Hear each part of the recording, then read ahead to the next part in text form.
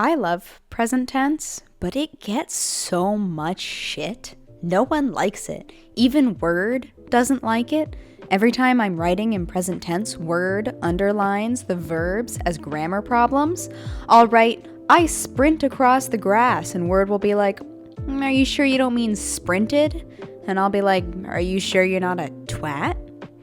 I plan to write my novel in third person present tense. So Luke runs across the field. And I think that when I finally start to map it out, Word will actually explode. This is why something like Grammarly and I are not compatible, despite what my high school English teacher may have thought. Although my problem with Grammarly also stems from my belief that generative AI has no place in creative writing, but that's a whole other can of worms. So, Madeline Miller has written a book that is very weird, and those are my favorite kinds of books. It's written in a combination of past and present tense, which is awesome and puzzling in equal parts. I want to talk about the tense, but after that I have a few extra bits that are just quotes from the book that I find incredibly powerful.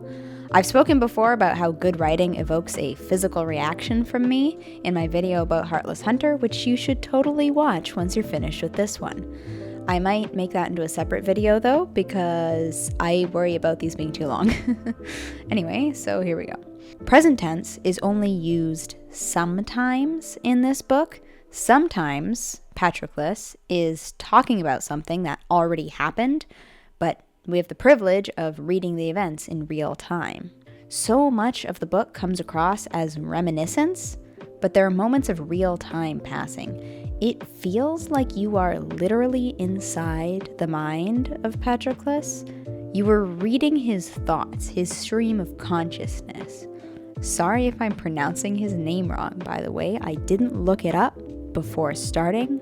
I'm just saying it, and however I say it is going to be the way it's said. It feels like there is no narrator because Patroclus is seemingly unaware that he is telling a story at times. Tense is powerful in that way. It can set the mood for an entire novel or just for a certain moment. I wonder if sometimes when Patroclus calls forth a memory, his memories of Achilles come on so strong it is like reliving the event in its entirety. I think you have to wonder how much of this is purposeful though. It's really easy to get confused when switching tenses. It's easy to ignore the rules of grammar and just write whatever the vibes dictate. Not every writer is a master, weaving together purposeful strokes of intentionally constructed brilliance. Sometimes the writing ghost just possesses us and the words pour out unconsciously. Not every painter can explain the reason behind every brushstroke.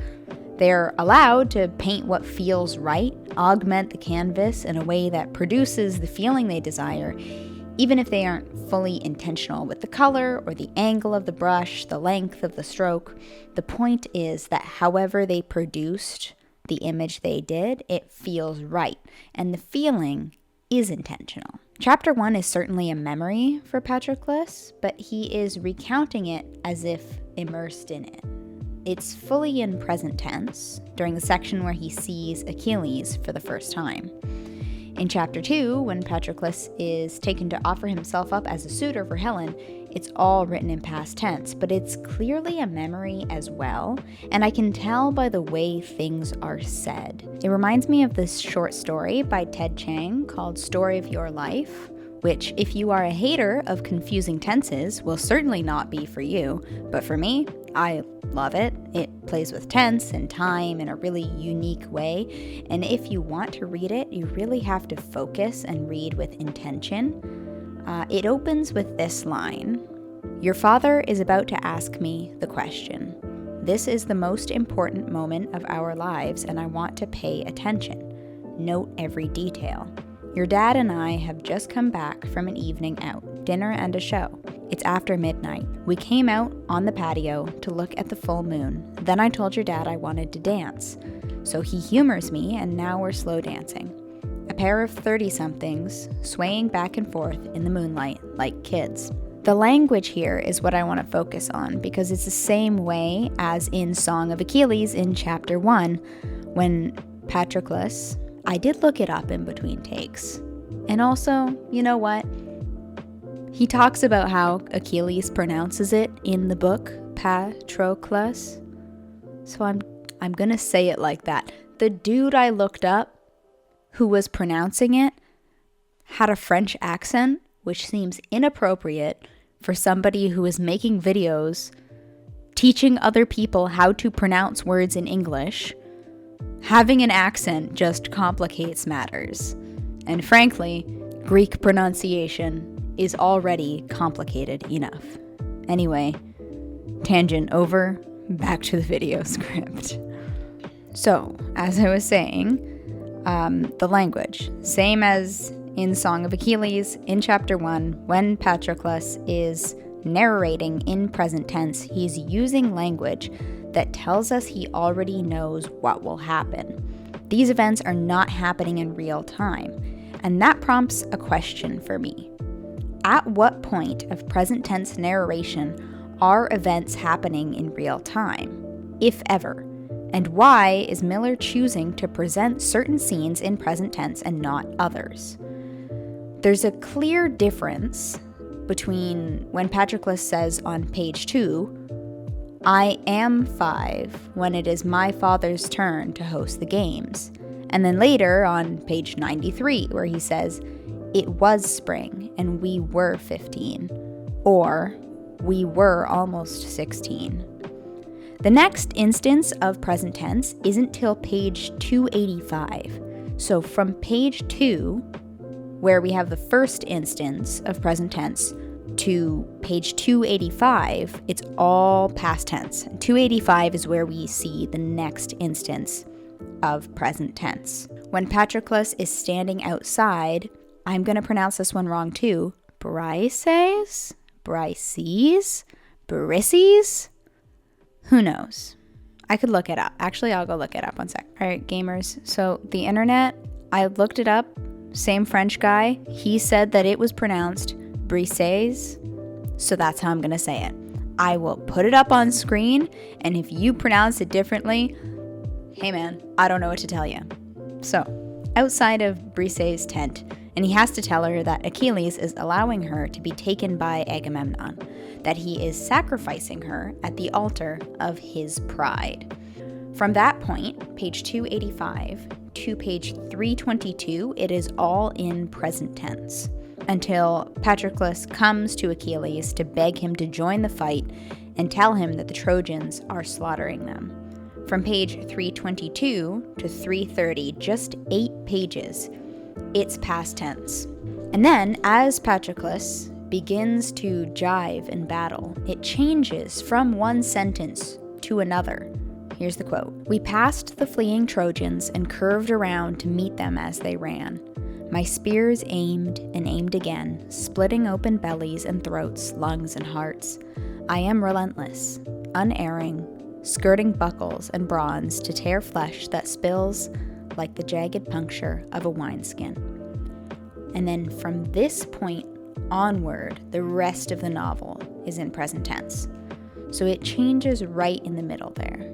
It goes directly from aimed, splitting open, curved around to meet them, to I am relentless. On page 347 as well, there's an odd phrasing.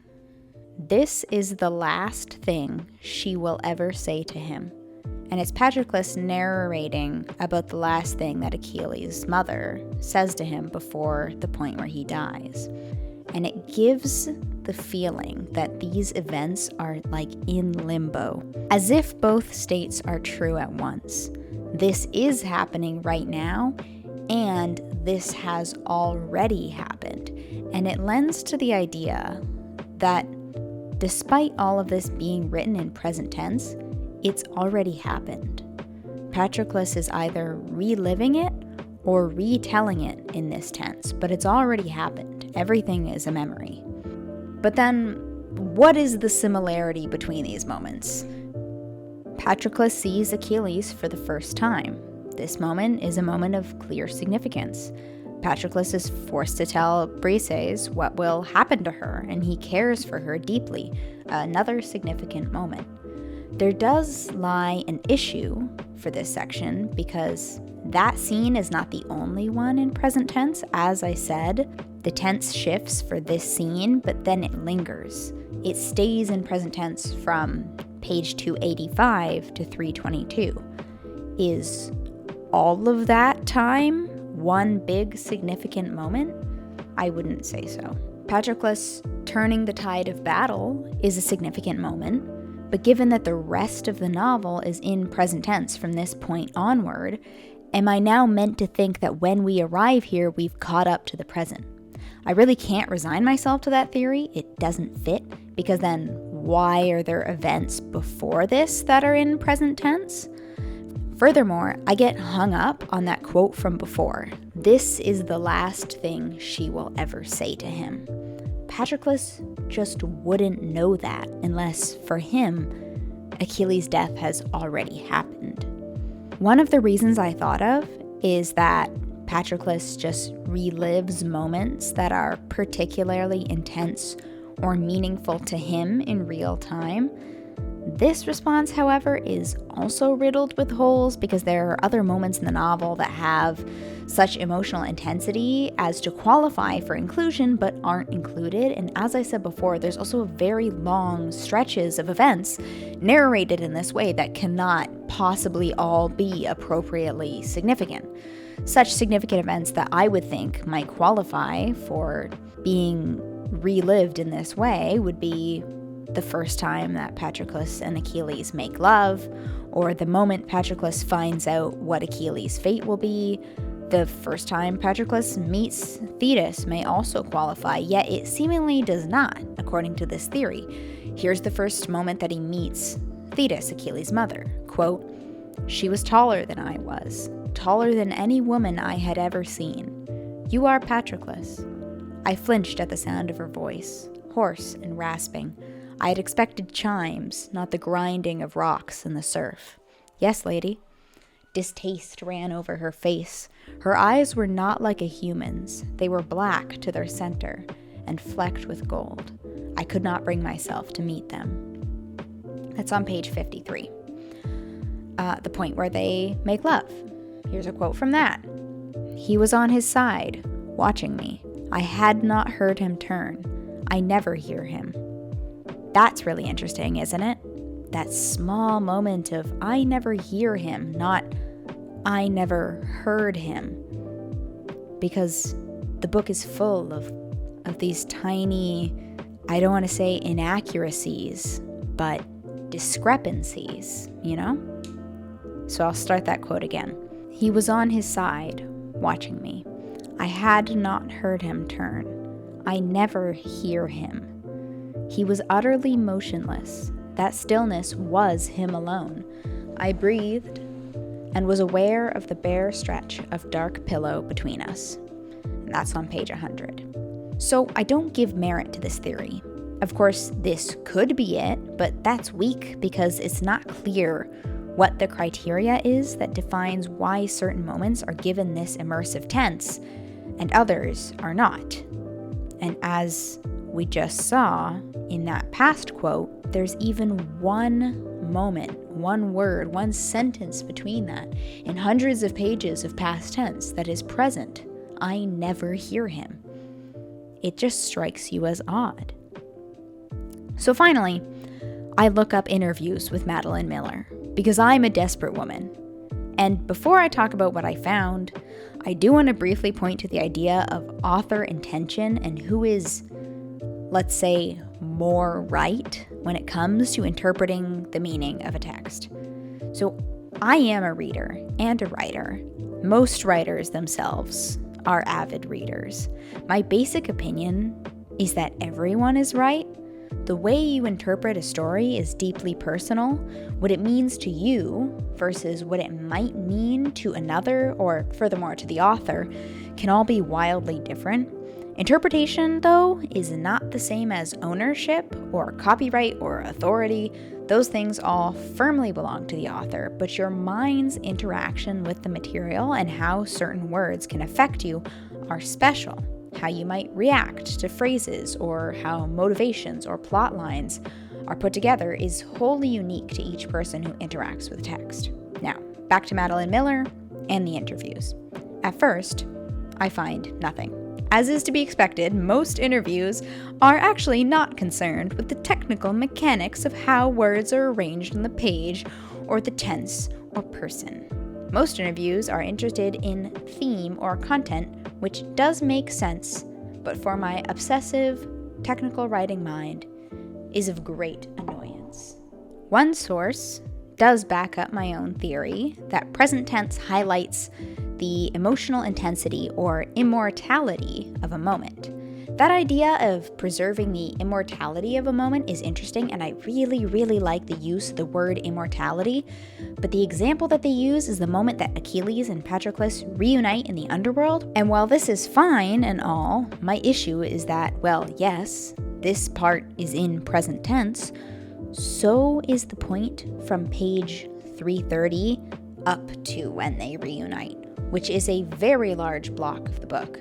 So it's hard to accept this example because it's not one moment, it's the rest of the novel following from the death of Patroclus. This source also wasn't Madeline Miller, so I kept looking. It was at this time that I came across a heinous 1-star review of the novel from someone online who hated the changing tenses and thought the novel was a tribute to raging misogyny, which I thought was a fascinating take. This person and I would not be friends. I love the technical work of playing with tense and what it provokes. And on the misogyny point, I can't comment on it because I cannot understand it. They said that women were mistreated in the novel, to which I reply, it wasn't really about the treatment of women, and it was set during a time where, in a historically accurate way, women were not treated very great. And the two women who were central, Briseis and Thetis, were not portrayed badly, nor necessarily treated badly, especially Thetis, who is portrayed as a towering, horrifying, scary sea goddess. So once again, I found myself at a dead end. I read several more reviews, and to my chagrin, they all hated the tense changing. I am appalled. Does no one else think that changing tense is cool? Does no one else worship present tense as I do? Did anyone read The Hunger Games? I find no further explanation directly from the author on the reason for the change in tense. I am forced to draw my own conclusions. I truly believe that writing is a lot of intentional choices, and that for some writers, those choices stem from how the writing makes you feel. The technical aspects of writing can change the mood certain writing elicits more than exactly what is written. I am a big fan of aiming for a certain feeling, and that's what I think is going on here. More scenes could have been in present. The whole thing could have been in present. It's a lot like poetry in the way that poetry is a lot of technical and mechanical technique, and those techniques and the feelings they evoke and the way your mind interacts with those mechanics is basically 90% of what poetry is and why it is so meaningful, why it tickles your brain in the way that it does. Tenses are so difficult. They change the meaning and the implications of a story in a big way. I am drawn to the idea that this is all just Patroclus. He's the narrator, everything is his choice, and for him, some moments or some periods of time in his life or in his story are just more guttural than others. Stretches of time that were harder for him, that felt more real or less real. Everything he goes through is a memory, and it's up to him in the moment what feels right to say. That's my interpretation. Please feel free to throw tomatoes down in the comments. I would like to talk about the miscellaneous quotes that I really, really liked.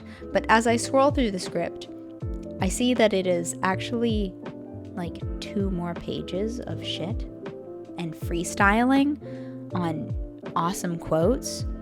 So what I'm actually going to do is I'm going to read you the quotes. And then if you want to know what I think about the quotes, you're going to have to watch the follow-up video. I'm very sorry. So here are the quotes. The first one is from Achilles, and it is on page 339, and it's, "I wish he had let you all die." The next quote is on 345, and it is Achilles when he is about to kill Hector, and he says, "I will kill you and eat you raw." And then the last quote, much less intense, well, maybe more emotionally intense. The last quote's on page 357, and it's Patroclus after he has died. And I cry every time I read it, so there's some pretense. The quote is, "I am air and thought and can do nothing." And if you want to know what I think about those and all of the opinions that I have, then please go and watch the video that will come out in either 2 weeks or 2 days, depending on how I feel. Anyway, thanks for watching. Subscribe. Additional promotion jargon.